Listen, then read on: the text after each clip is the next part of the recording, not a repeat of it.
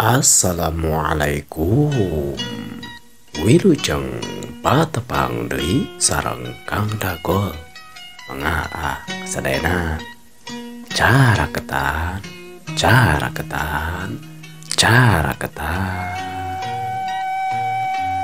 Dongeng si Boled episode ke-38. Poe eta keneh si Boled Kang Bakir katot Pak RT. Tuluy nepungan Pak RT Kampung Cilisung. Are Kang Mod mah teu ngilu harita teh. Satuluyna Pak RT lembur Cisangku nyaritakeun sakumaha rarancang Kang Bakir jeung si Boled teh di imahna. Atuh Pak RT, Kampung Cilisung teh ungut-ungutan we tanda ngarti kana eta rarancang. Oh, jadi ari maksud Kang Bakir jeung Jang Boled mah meureun nya arek mantuan ngarona di dieu jeung muserkeun perhatianana ka imahna juragan Darman gitu meureun nya. Nya ari bapa mah telangkung Jang Boled jeung Kang Bakir. Da meureunan bapa di dieu oge sabenerna mah geus ngarasa curiga tah kana laku lampahna Kang Darman teh. Pokona cenah teh ari usahana mah dagang ka kota tapi tepugu asa tepugu usahana naon tapi nya udah ari curiga mah jadi aya we curiga gitu tah. Kitu cenah cek Pak RT lembur Cilisung teh cindek nama manehna oge nya tujuan we sabab manehna oge boga pamandegan kacurigaan anu sarua jeung Kang Bakir katut si Boled.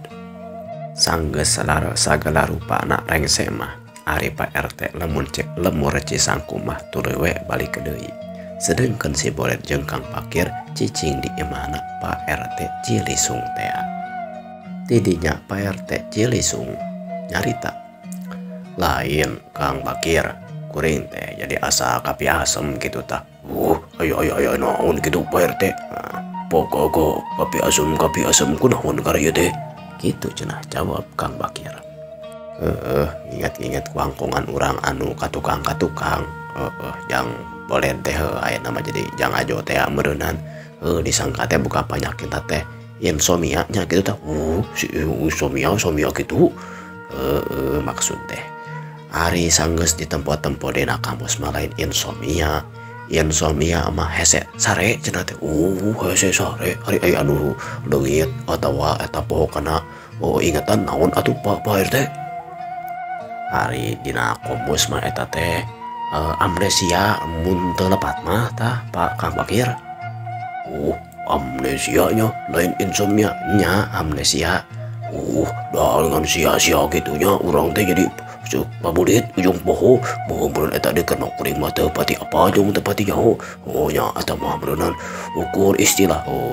Teu kitu Kang Bakir. Ka jalma anu ngarti mah pan istilah oge sok diudag-udag. Beuneunan ari insomnia mah hese sare, ari amnesia mah poho kana ingetan gitulah Kang Bakir. Nya gitu-gitulah pokona beuneunan. Cendok nama poho ingetan lah gitu amnesia menurutnya tah gitu Kang Bakir. Gitu boleh deh. Ayo tah lain insomnia geuningan amnesia. Ieu mah gitu wae da kuring lagi aya nama geus cager ieu atuh Kang. Eta mah aya nama ari geus cager kumaha henteu amnesia atawa henteu insomnia gitu. Tuh ingat tuh ari cager kumaha Pak RT. Nyari geus cager mah geus waras deui we geus jejeg deui make kudu dibahas deui Kang Bakir teh. Bisi aya istilah nu sejenna sugan ari geus cager tina amnesia naon gitu. Geus cager beuneunan. Singkat carita, dina kaayaan peutingna bada Isa harita teh. Malahan mah Kang Oman oge anu nyaho arek ngilu cenah. Anu nyaho kana ayana si Boled jeung Kang Bakir di imahna Pak RT. Hayang ngilu cenah ngarona di imahna Pak RT. Nya kitu deui si Karso oge da cenah pamajikanna geus cager deui malahan mah harita teh nyariong we di imahna Pak RT aya kana 5 jalmana. Tidinya Kang Oman nyarita, punten ya Pak RT jadi kuring teh ngiringannya. ngiringan ngilu gariung di dieu teu naon ceuk Pak RT ya. Ari kuring mah moal ngiluan ari ngarona mah sabenerna teh nanya tama sare sore hayang ngilu ngariung kitu tah. Kumaha ieu teh cindekna naon anu arek dilampahkeun teh. Satuluyna Pak RT nyaritakeun sakumaha rarancangna si Bodet yen arek muserkeun ngarona ka nu ditaruntik jeung nu dicerigana nyaeta imahna Mang Darman teh. Tapi sajarana kitu manehna oge meureunana arek ngilu ngarona ngajaga lembur tina gangguan Bagong kajadian atawa pitapak anu bisi dicenah dilakukeun ku jalma-jalma anu arek mauk atawa maling teh. Kadenya Mang Karso nyarita waktu wari kitu mah meureunana kuring teh kudu kumaha meureun.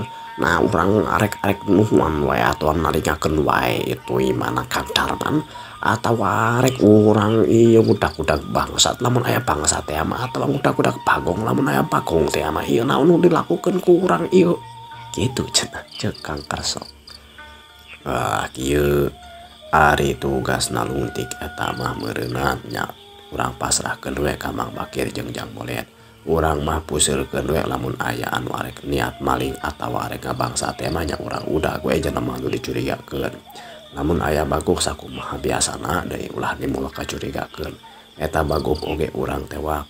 Maksud teh lamun samang-samangsa bangsatna katewak atawa Bagongna katewak ge bisa jadi namahan bukti atawa saksi kitu tah. Maksud kuring mah nya kitu Kang Bakirnya. Mun kitu pisan kitu cenah ceuk Kang Bakir teh. Kaayaan penting tuluy nyarelek waktu majuna waktu henteu karasa. Samang-samangsa waktu nincak sadereuh budak ari Mang Oman mah tuluy pamitan we da cenah moal ngiluan ngarona teh. Sedangkan Mang Bakir si Bolet Pak RT katut Mang Karso masih cicing we di tepasna imah Pak RT. Malahan mah katingali aya Mang Hansip oge ngilu cenah. Hansip dedemur eta ngilu cenah datang ka imahna Pak RT. Tapi ari ka Mang Hansip eta mah teu dicaritakeun rarancangna ngan Pak RT teh ngajelaskeun we kudu saged bener jeung waspada dina ngarona. Atuh parentah ti Pak RT nu jadi dudungan Mang Hansip samodel kitu teh nya pasti dijalankeun ku ieu Mang Hansip katus warga-warga anu memang anu nya oge tugas ngarona waktu peuting eta. Nincak mangsa lerek ka tengah peuting tuluy kadenge sorak kohkol ditih-tihkeun di belah kidul. Bagong aja jadi datang deui Bagong. Pak RT si Bolet katut deui Mang Bakir pati curing hak we ngadenge eta. Sora jalma anu mere tangara yen eta Bagong kajadian geus datang deui. Satuluyna Pak RT jeung Mang Bakir silih kicepan majarkeun teh arek ngilu Bagong, arek ngilu ngudag Bagong maksud teh. Sedengkeun si Bolet oge ngilu dina waktu eta ngan manehna mah boga rancana anu sejen. Kebat nu mampahna Kang Bakir jeung Pak RT duanana pating beretek we ka arah tempat sorak teh. Samemeh manehna nepi kana sorak anu dituju kana arahna sorak anu dituju. Rentang-rentang sanajan poek kacaangan ku cahaya bentang.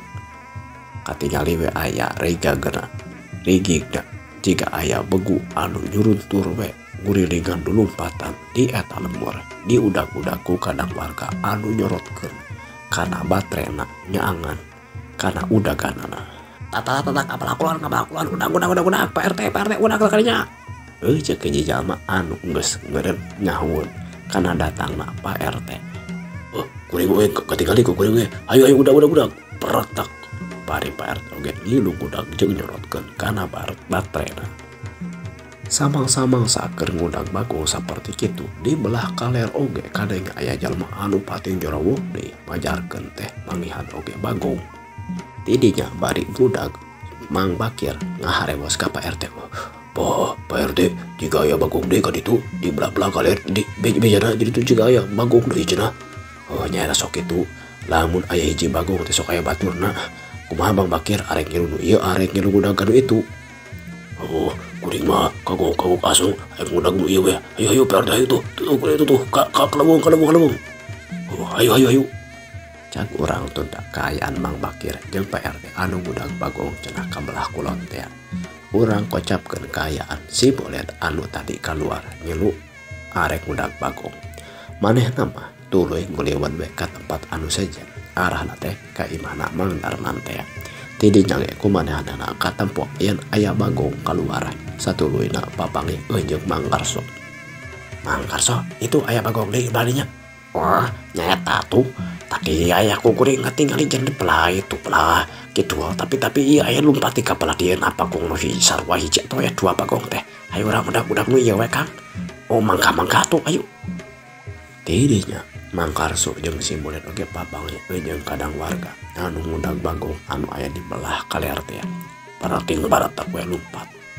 Tidinya si Bolet henteu di tutupan deui manehna lumpat kalawan anu cepet pisan. Manehna ngarasa jongjot ayeuna mah dina lumpatna sabab meureun moal aya nyangka jalema anu salah paham deui ka manehanana. Seak si Bolet lumpat anu tarik pisan. Bisa nandinya dusul ka jalma-jalma anu geus ngudag ti heula ngudag ka eta Bagong nu dibelah kaler.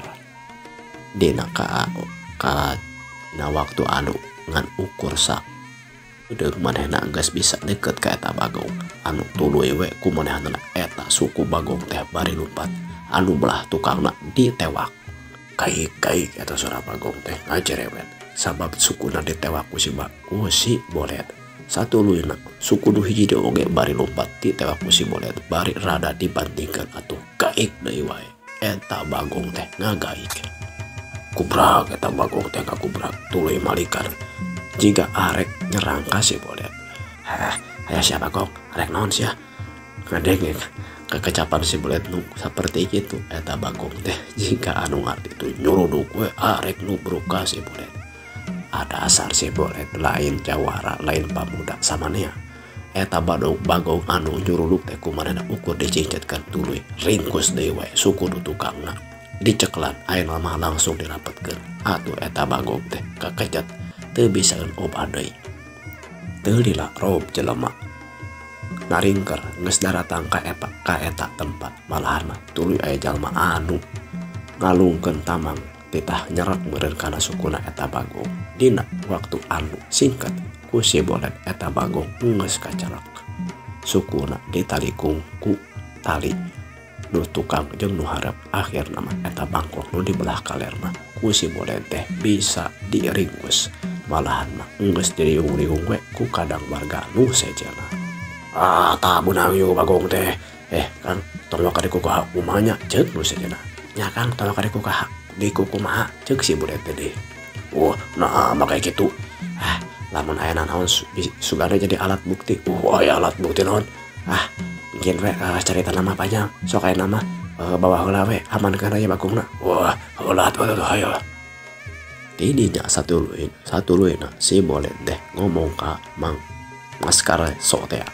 Mang tuturkeun kuring hayu urang udag anu kabelah hiji deui Bagongna hiji deui. Waduh mangka. Ayo orang itu udah kan hiji jika teh aya kene Bagong plat itu tuh. Cek Mas Karso teh ngajakan warga-warga nu sejana. Lain eta teh saha? Eta teh Cang Bolet teh si Aco pareto mah. Anu hirup teh lah. Tuluak ka dipahas eta mah hayu urang nu kudag itu bisa kabur lagi itu tuh lumpat tarik pisan eta budak teh. Urang jadi percaya eta budak teh yo bisa anu kana mora Bagong nama. Aduh ayo itu anjing nah itu kencarkeun atuh cenah budak Bagong nu kebelah kulon jangan lumpatna. Ayo.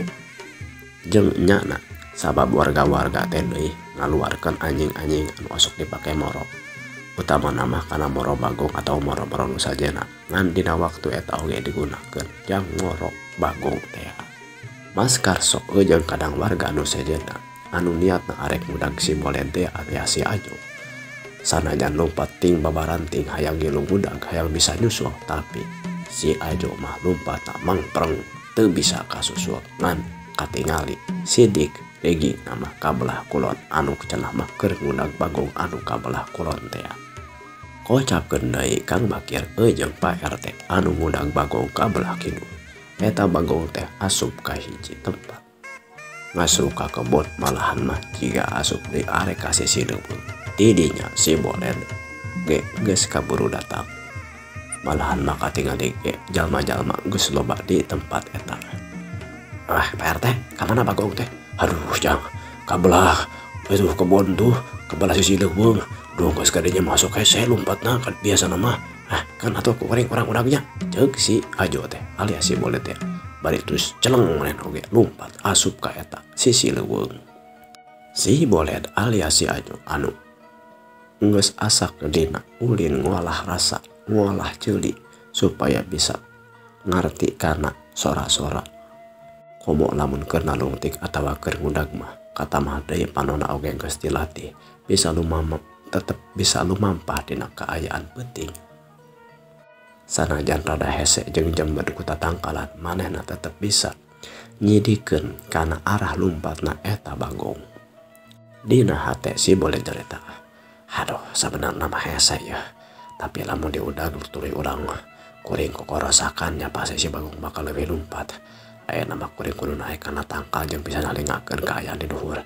Ka mana gerak-gerakna eta Bagong teh. Kitu cenah pikirna si Boled.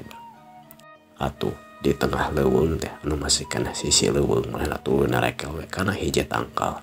Tuluy dina gerakan anu cepet tur kesit manehna bisa luluncatan tina hiji dahan ka dahan anu sajena jiga anu hampang pisan. Cenah teh jurus monyet narekel tangkal. Di hiji tempat anu kaayaan kabeneran rada negla manehna nempok kana regingna aya hiji makhluk anu susuruntulan bangunan teh si Bagong teh keur lumpat di eta tengah leuweung. Sanajan poek bari rupana hideung ku si Boled mah bisa we katempok dasar meureunnan si Boled anu geus pinuh ku latihan jeung asak tina warahan. Keke anu ieu mah ku kuring mawa langsung ditewak hayangnya heula lompatna ka belah mana. Kitu cenah pikirna si Boled teh.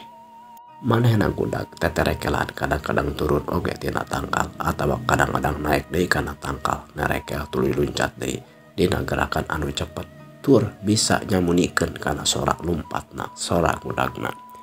Anu intina mah moal meureun karasaeun saujratna ku eta Bagong. Sababaraha waktu kaliwat tuluy eta Bagong teh jiga anu kukulintingan we di hiji tempat. Tuluy manehna eta si Bagong teh ngagidig deui ka sisi lemur.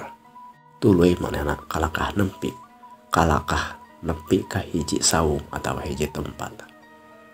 Di eta saung katingali geus aya 2 orang jalma anu cicing nunguan di eta tempat. Si Bagong teh kalakah nyampeurkeun tuluy ku 2 jalma teh jiga anu disamat. Malahan bade usapan pisan sirahna tuluy hiji jalma newak kana eta Bagong jiga diasupkeun kana eta saung anu dicicingan teh teuing ka belah mana diasupkeun nama. Gerak-gerikna eta jalma tang tuai ditalingakeun ku si Boled alias si Ajok teh. Sanajan ngaharewos bali lamun kekecapan eta 2 jalma teh kadenge we ku si Ajok. Waduh, jika nama ieu mah rada micung deui wae ya.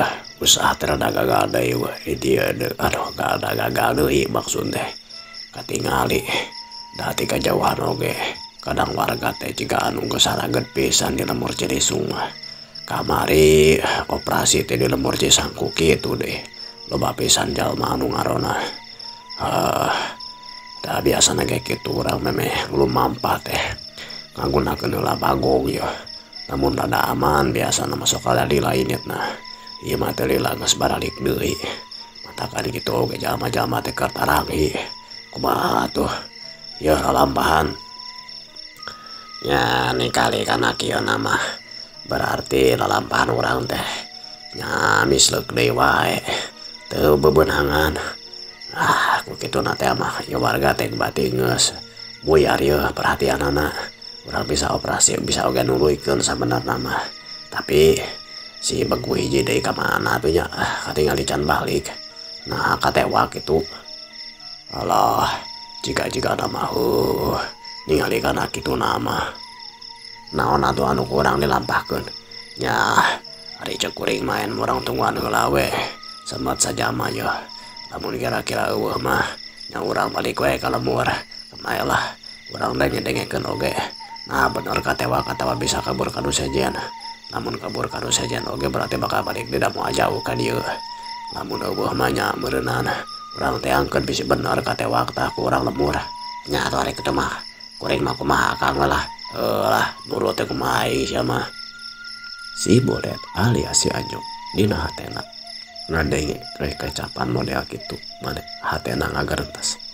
Wah benar-benar iya mah jalema bangsat jalema nu sok mau tapi make pitapak make bagong model kieu aduh nah aku kuring ditewak heula heula atawa kudu digerwahkeun heula ya tapi lamun digerwahkeun bisi kabur lamun ditewak mah geus tuluy ditalikung kayak tuluy dibejakeun ka urang lemur gampang berenang dia newakna mending tewak heula we kitu cenah pikirna si Bolet. Satuluyna manehna leungeunna susur sasar kana taneuh neangan batu meureun niat mah tapi nya ge di leuweung mah hese neangan batu manehna tuluy tarogas kana benungna tuluy muka kana sarangkana di lempeng arek di tengorkeun cenah ka eta arahna jalma anu dicuriga teh sanggeus kitu dina implengan manehna geus hiji beunang mah tinggal hiji deui gampang cenah lamun arek di raponan atawa ditewakna sanggeus mikir saperti kitu mah seak eta sarangka bedung teh ditengorkeun alias ditimbungkeun ka arah hiji jalma anu dikira-kira panglemahna peletak aduh atuh jalma anu hiji deuna teh reuas ari kue mana kunaon dina keur kaayaan kitu dina gerakan anu cepet si Bolet tuluy kaluar tina tempat panyumputan tuluy nyamperkeun ka eta jalma teu make tatanya diceplek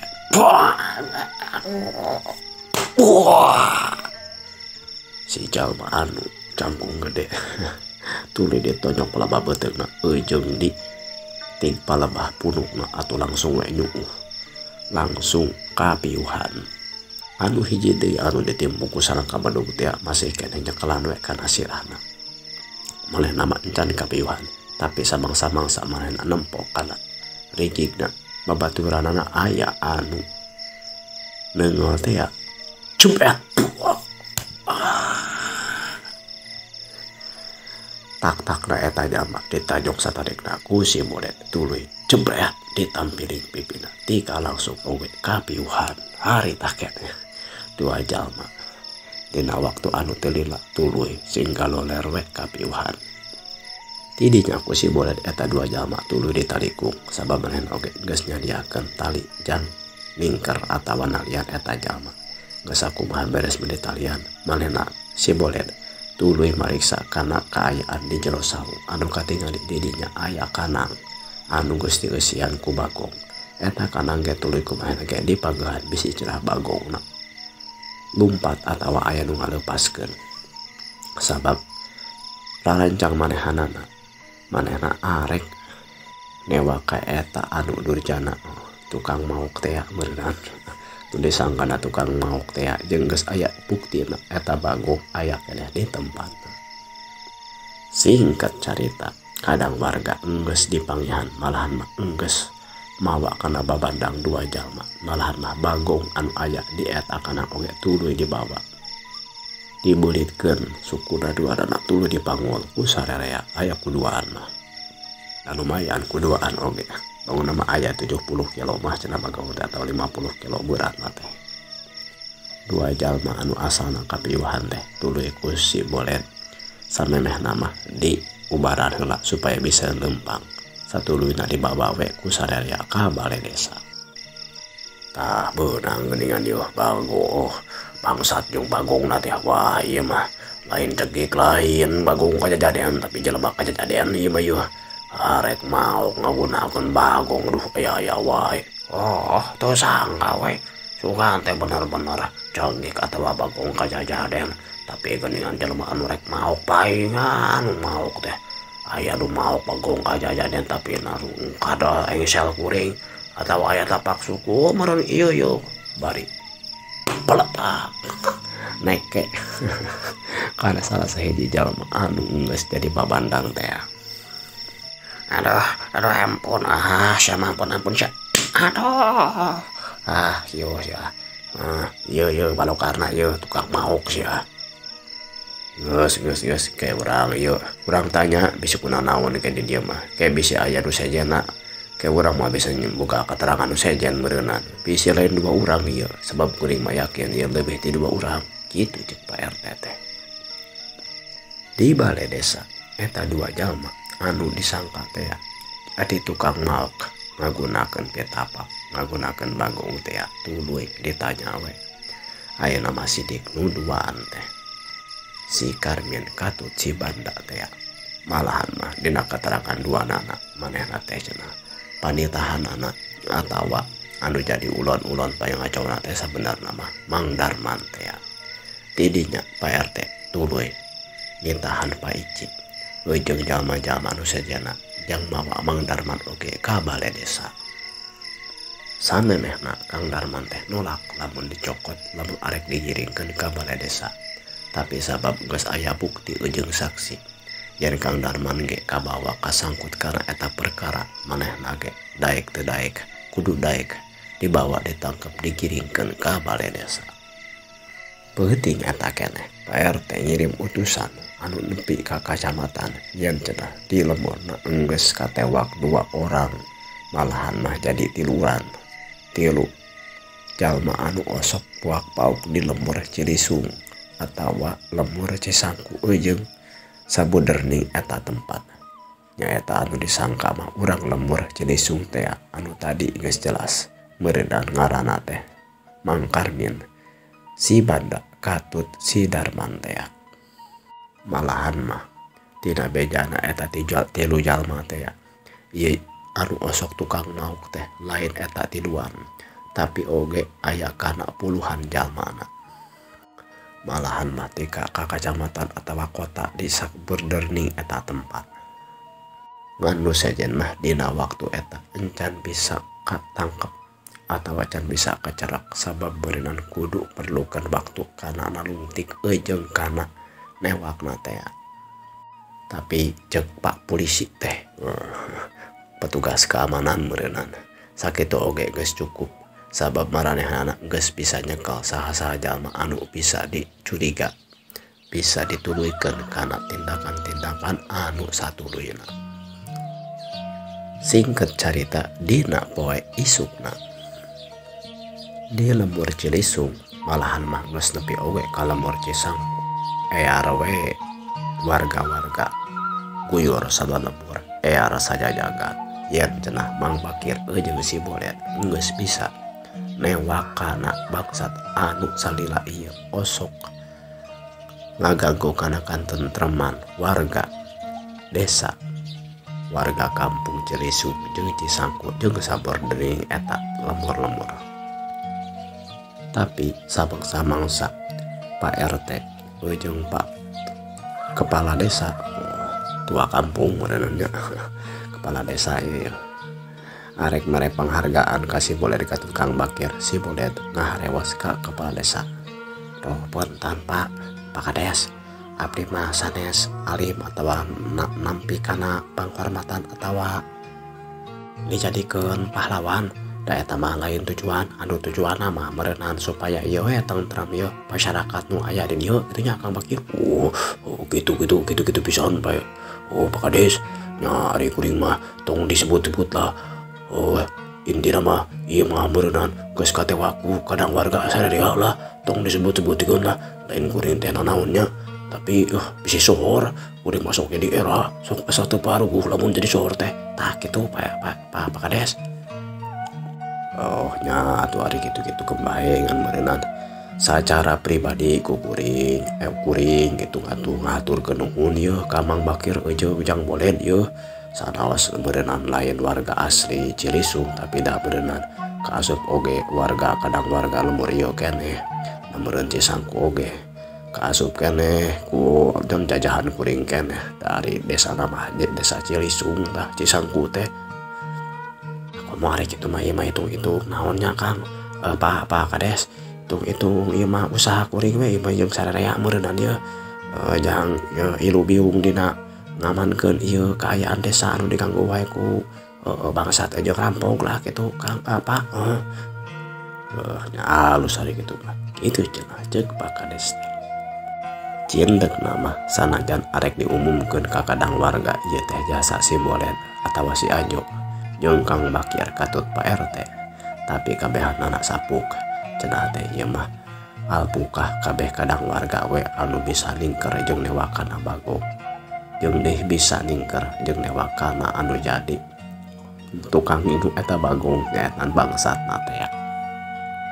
Tapi sanajan teu diumumkeun samodel kitu oge kadang warga oge geus ngeuh malahan mah ngarasa reueus we ka anu ngaranna si Ajo jeung Mang Bakir teh sabab geus bisa nangkep nyerak newak kajalma anu osok ngaganggu kana keamanan di eta lembur jeung sabenerna eta lembur. Singkat carita saenggeusna bagong kajajadian teh katewak malahan mah nu jadi ulon-ulon pangacona ge katewak di eta lembur teh geus jadi aman deui.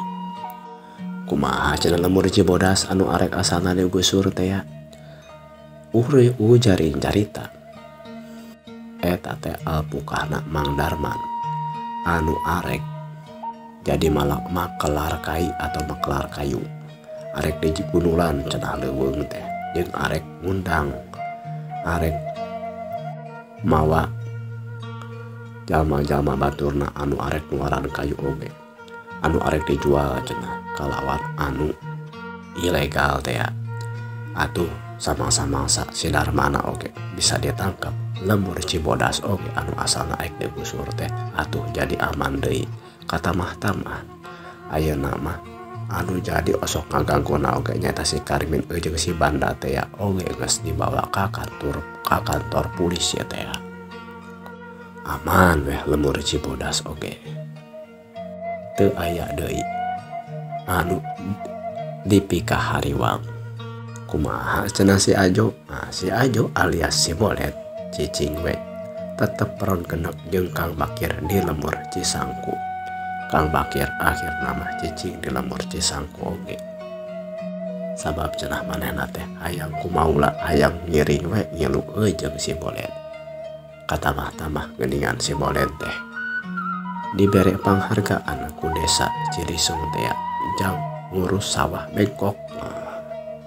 Sawah desa anu teu kagarap ku Mang Bakir jeung si Bolet alias si Ajo teh tuluy digarap anu akhirna mah boga pausahaan anu netep nyaeta jadi patani desa.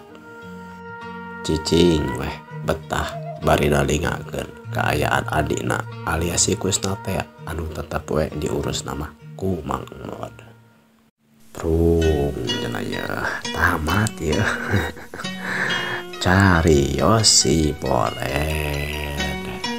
Alhamdulillahirabbil alamin ya mudah-mudahan dia bahan katampi sareng kalayan kabingan ti para wargi anu ngarungukeun atawa nyaksikeun kana ieu video ti Kang Dagol. Saterusna mah teh masih aya ya si Bolet 2 cenah ya. Tapi mudah-mudahannya ya masih kena diantos ya di pangarapna ya di kreatif lah. Kreatif Kang Dagol cenah mah duga ya kreativitasna mudah-mudahan mereka tampil ya sadayana gitu ya. Nah, nyuhun ka dihamputan oge kita tah ya ka para wargi cenah ya. Bilih aya anu kasabit nama kasebat asma. Nah, nabi pribadi, nah nabi nalemur atawa naonnya mirip-mirip laku lampah cenah. Dari anu kaawonan membernya sing di tebihan gitu tah aya nu saya nama sok mah eta. Mudah-mudahan we aya sasireun sabeunyereun gitu tah. Janten naonnya janten enteung gitu karena kehidupan urang sadaya. Intina mah ieu mah hiburan lah gitu.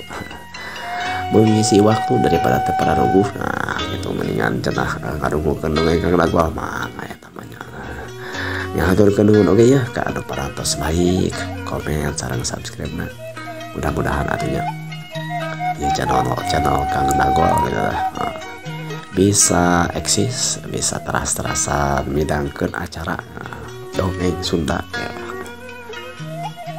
Dan bahan katampi sareng kabingahan dan kabingahan ka para wargi sadayana. Insyaallah panginten urang patepang deui dina carios anu sajana. Wilujeng patepang deui. Permio.